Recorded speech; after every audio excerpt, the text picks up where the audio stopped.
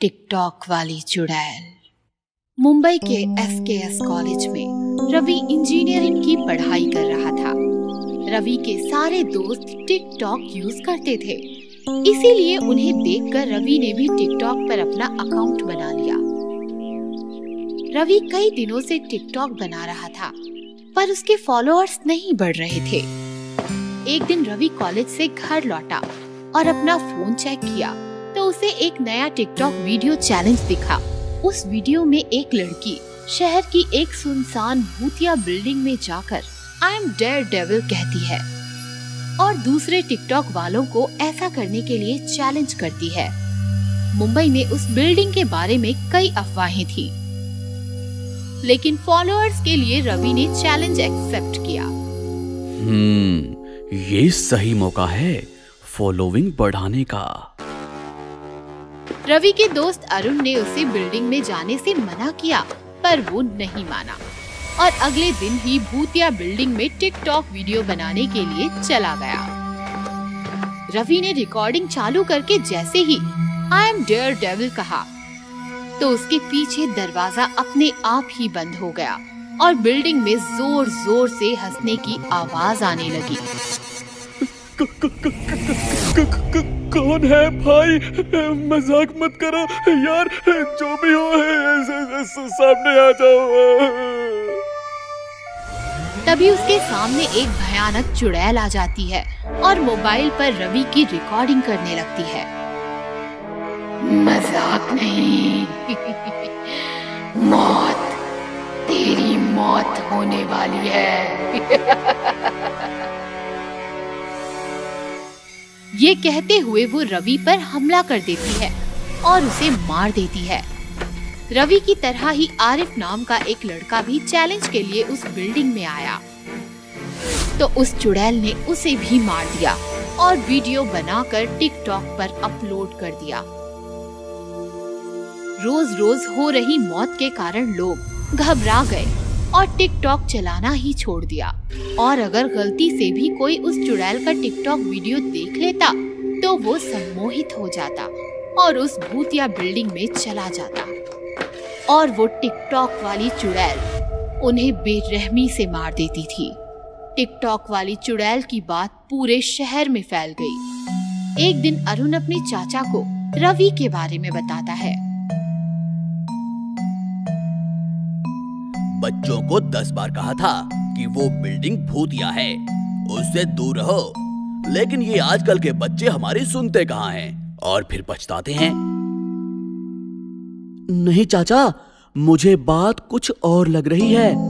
अगर उस बिल्डिंग में चुड़ैल है तो इस चैलेंज वाली लड़की को उसने क्यों नहीं कुछ किया? बात तो तुम सही कह रहे हो, लेकिन इसका जवाब तो ये लड़की ही दे सकती है।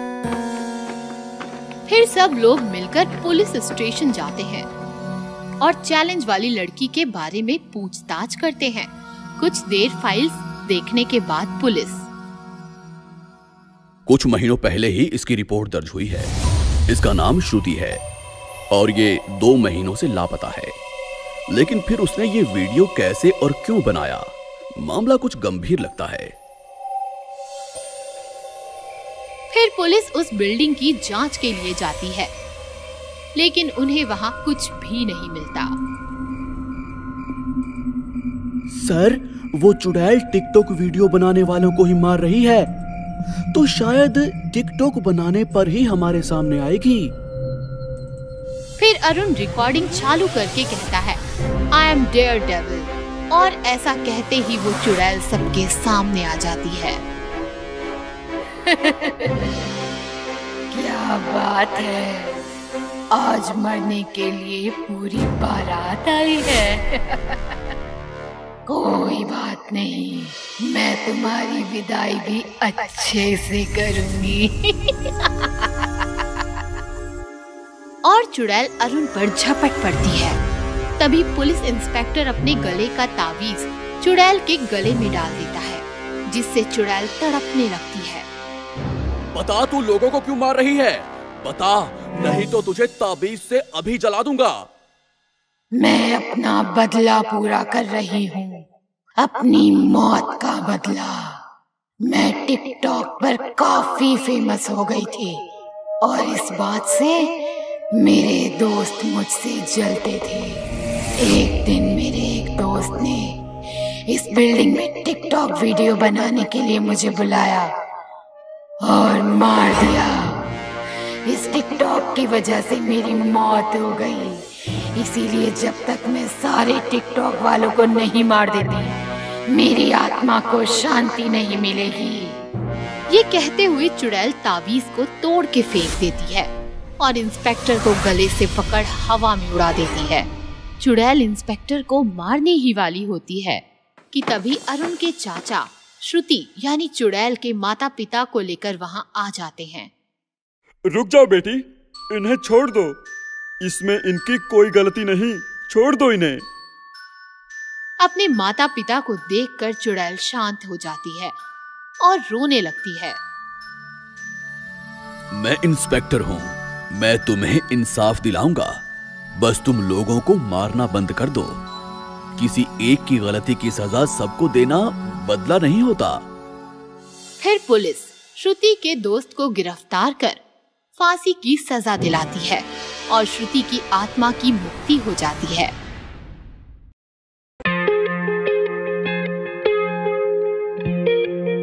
रात का समय था। रोहित मोबाइल पर पबजी खेल रहा था। चल कवर दे, कवर दे, कवर दे, कवर दे। यस यस, शाबाश। रोहित की मम्मी आती है। क्या हर वक्त पबजी पबजी पबजी, खाना भी नहीं खाता। यह सेब और छुरी छोड़ के जा रही हूँ, काट कर खा लेना। मम्मी चली जाती है। रोहित पबजी में ही लगा था कि अचानक गेम ऑफ हो जाता है। ये क्या, अभी तो ठीक चल रहा था। ओह गॉड, अब मैं क्या करूं?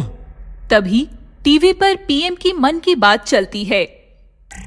मेरे प्यारे देशवासियों, आज रात से बल्कि अभी से हम पबजी गेम समेत 118 चीनी ऐप्स पर रोक लगा रहे हैं। हिंदुस्तान में पबजी को बैन किया जाता है।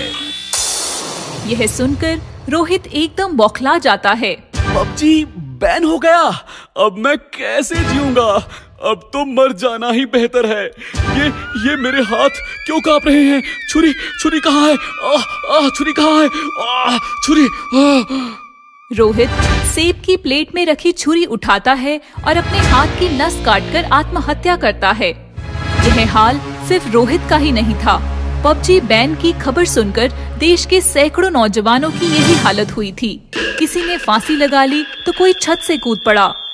कहते हैं कि कोई आत्महत्या कर लेता है तो उसकी आत्मा को मुक्ति नहीं मिलती, वह बदले की आग में जलती हुई भटकती रहती है। इन लड़कों के साथ भी कुछ ऐसा ही हुआ। रात का समय था, शहर सुनसान था।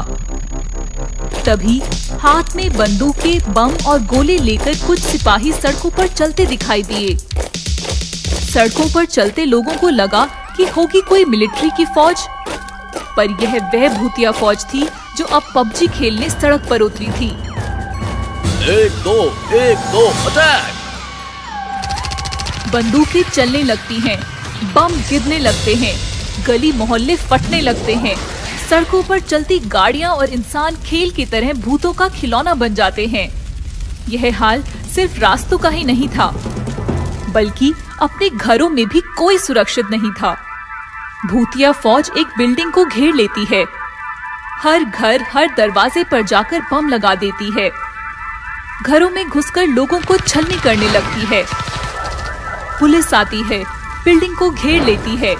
हमने तुम्हें चारों तरफ से घेर लिया है, हथियार डाल दो और सरेंडर कर दो। पुलिस को देखकर सारे भूत हंसने लगते हैं, आसमान में उड़ते उड़ते गोलियों की बरसात करते हैं। What? सर, अंधेरी में हमला हुआ है, हमें निकलना चाहिए। अभी तो यहाँ थे, अब अंधेरी। हम इंसान हैं और वो भूत। हमारे अंधेरी तक पहुँचते पहुँचते वो कहीं और निकल जाएंगे। तो सर अब करें तो क्या करें? दिल्ली फोन घुमाओ। दिल्ली को शहर के हालात के बारे में पता चलता है तो दिल्ली भी कांप जाती है। सरकार पर विरोधियों का प्रेशर बढ़ जाता है। ये सरकार बस अपने मन की बातें करती रहती है। देखा पबजी बैन करने का नतीजा, कल 100 नौजवानों ने आत्महत्या कर ली और आज वही 100 नौजवान भूत बनकर शहर में पबजी खेल रहे हैं। आखिर ये सरकार क्या कर रही है? पीएम ने तुरंत डिटेक्टिव करण को बुलावा भेजा। करण, शहर की हालत का अंदाजा आपको है। आपने ऐसे ढेरों केसेस निपटाए हैं। क्या मैं आपका टिकट बुक कर दूं? कहिए कब निकलना है? करण शहर में आता है, पुलिस अफसर के साथ बात करता है। दिन में गायब रहते हैं और रात को हंगामा करते हैं। आप उन्हें कैसे रोकोगे? इन भूतों की कमजोरी है पबजी, और कमजोरी का फायदा उठाना करण अच्छी तरह जानता है। रात होती है, करण को फोन आता है।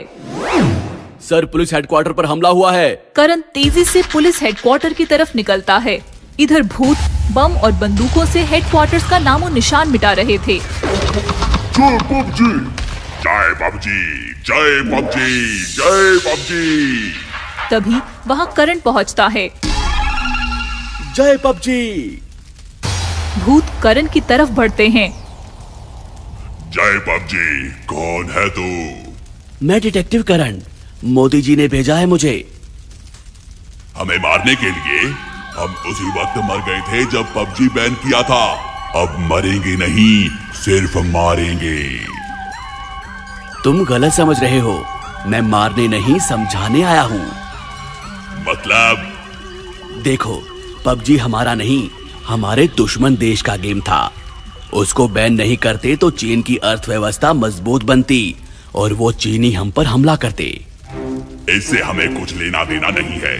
पबजी पर से बैन हटाओ, हम सब चले जाएंगे। ये तो नहीं हो सकता, पर एक काम हो सकता है। क्या? पबजी जैसा ही एक हिंदुस्तानी गेम लॉन्च होने जा रहा है और हम चाहते हैं कि आप सभी भूतों को इस गेम में कैरेक्टर दिया जाए और आप सबको हमेशा हमेशा के लिए अमर किया जाए। क्या आप इस हिंदुस्तानी गेम में इंस्टॉल होने के लिए तैयार हो? सारे भूत कुछ सोच में पड़ जाते हैं और फिर कहते हैं, हम तैयार हैं। बोलो, हम क्या करें? आप सब इस बोतल में आ जाइए। जल्दी ही आपको नए हिंदुस्तानी गेम में इंस्टॉल करके लॉन्च किया जाएगा। सारे भूत बोतल में घुसकर कैद हो जाते हैं। करण बोतल का ढक्कन लगाता है। सर, क्या सच में पबजी जैसा गेम लॉन्च करने वाले हैं? आप भी पबजी खेलते थे? नहीं सर। फिर आप बेवकूफ कैसे बन गए? मान गए सर आपको भी और मोदी जी को भी। आप दोनों को शत शत नमन। इंसान खाने वाला भूतिया परिवार। बहुत समय पहले किसी जंगल में एक भूतिया परिवार रहता था। भूतिया परिवार में मम्मी भूत, पापा भूत और उनका एक छोटा सा बेटा भूत थे। वो जंगल के जानवरों को खाकर अपना पेट भरा करते थे। आज मैं हमारे लिए हाथी लेकर आया हूँ। आज हम हाथी खाएंगे। इस तरह बहुत समय बीत गया। फिर एक दिन भूत के बेटे ने कहा, भूत पापा, मैं रोज रोज कभी हाथी तो कभी हिरन खाकर बोर हो गया हूँ। अब मुझे कुछ और खाना है। लेकिन हर जंगल में तुम्हें यही जानवर खाने को मिलेंगे। ऐसा है तो हम शहर चलते हैं। वहाँ हम मोटे मोटे मुलायम मुलायम इंसान खाएंगे। हाँ, ये ठीक रहेगा। अब हम शहर जाएंगे और इंसान खाएंगे। उसी रात वो तीनों शहर के लिए निकल गए। तीनों भूत गाते हैं, हम शहर जाएंगे, शहर में इंसान खाएंगे। हम शहर जाएंगे, हम शहर जाएंगे, इंसान खाएंगे। शहर जाएंगे, इंसान खाएंगे। शहर पहुंचकर उन्होंने देखा कि हर तरफ इंसान ही इंसान है। पापा भूत, यहाँ तो बहुत सारे इंसान हैं। हाँ, यहाँ तो छोटे बड़े पतले मोटे कई तरह के इंसान हैं। बहुत मजा आया। और फिर वो तीनों वहीं पार्क के पास ही बने एक खाली खंडर में रहने लगे। अब भूत पापा रोज पार्क से एक इंसान उठाकर ले आता और वो तीनों उसे बड़े मजे से खाते। ये इंसान तो बहुत स्वादिष्ट होते हैं। पेट भर कर खाओ भूत बेटे, क्योंकि शहरों में इंसान कभी खत्म नहीं होते। ऐसे ही बहुत दिन बीत गए। एक दिन सोसाइटी के सेक्रेटरी ने नोटिस किया कि पार्क में अब कम लोग आने लगे हैं। ये सोचकर वो पास ही के एक पुलिस स्टेशन में गया। मुझे लगता है कि पार्क में कुछ गड़बड़ी चल रही है, आप जल्दी कुछ कीजिए। आप चिंता मत कीजिए सेक्रेटरी साहब, मैं जल्द ही पता लगाता हूँ। पुलिस इंस्पेक्टर ने पार्क में जगह जगह सीसीटीवी कैमरा लगवा दिए। फिर जब अगले दिन उन्होंने कैमरा की रिकॉर्डिंग देखी तो वो हैरान रह गए। कैमरा में साफ दिख रहा था कि एक इंसान हवा में उड़ता हुआ पार्क से बाहर जा रहा है। सेक्रेटरी साहब, ये इंसान ऐसे उड़ता हुआ इस खंडर में क्यों चला जा रहा है? मुझे लगता है कि इसे कोई भूत लेकर जा रहा है। अब मुझे तो लगता है इसे कोई भूत लेकर जा रहा है, और लेकिन रिकॉर्डिंग में तो कोई भूत दिखाई नहीं दे रहा। अब हम क्या करेंगे? अब मैं तो सिर्फ इंसानों को पकड़ना जानता हूँ, मुझे भूतों को पकड़ना नहीं आता, इसलिए माफ कीजिए सेक्रेटरी साहब, मैं इसमें आपकी कोई मदद नहीं कर सकता। ये सुनकर सोसाइटी के सेक्रेटरी निराश हो गए और वहाँ से चले गए। उन्हें कुछ समझ नहीं आ रहा था कि वो क्या करें। मैं क्या करूं? सोसाइटी के लोगों को बताया तो वो घबरा जाएंगे। ये सोचकर उन्होंने किसी को कुछ नहीं बताया और दूसरी तरफ रोज पार्क में एक इंसान गायब होता रहा। अब सेक्रेटरी से रहा नहीं गया। उन्होंने सोसाइटी के सभी मेंबर्स की मीटिंग बुलाई और उन्हें सारी बात बताई और कहा, ये भूत पार्क के पास वाले खंडर में रहता है। अब आप ही बताइए मुझे क्या करना चाहिए? भूत का हम क्या कर सकते हैं? मुझे लगता है हमें ये सोसाइटी छोड़कर चले जाना चाहिए। लेकिन हम इतनी बड़ी सोसाइटी छोड़कर कहाँ पर जाएंगे? लेकिन यहाँ रहे तो भूत हमें खा जाएगा। हाँ, मगर सोसाइटी को छोड़कर भागना गलत होगा। मुझे लगता है कि हमें उन भूतों को यहीं से भगाना चाहिए। लेकिन कैसे? मेरे पास एक आइडिया है। और फिर आइडिया के अनुसार उन्होंने पूरे पार्क में पोस्टर लगवा दिए कि अगले हफ्ते सेक्रेटरी साहब का जन्मदिन है और अपने जन्मदिन पर सेक्रेटरी साहब भूत का बना केक काटना चाहते हैं, इसलिए जो भी भूत पकड़ कर लाएगा सेक्रेटरी साहब उसे लाख रुपए देंगे। जब ये बात भूतिया परिवार को पता चली तो वो बहुत डर गए। ये इंसान तो बहुत खतरनाक है, ये तो हम भूतों का केक बनाकर खाते हैं। अगर हम इन इंसानों के हाथ लग गए तो ये हमारा केक बनाकर खा जाएंगे। पापा भूत, मम्मी भूत, मुझे इन इंसानों से डर लग रहा है। मुझे वापस जंगल जाना है। पापा भूत, मुझे वापस जंगल ले चलो। मैं रोज रोज हाथी ही खा लूंगा और कभी जंगल के खाने से बोर नहीं होऊंगा। रो मत बेटे भूत, हम अभी वापस जंगल चलते हैं। और इस तरह सोसाइटी के लोगों के एक झूठ से डरकर भूतिया परिवार वापस जंगल लौट गया और सोसाइटी वालों को भूतिया परिवार से मुक्ति मिल गई।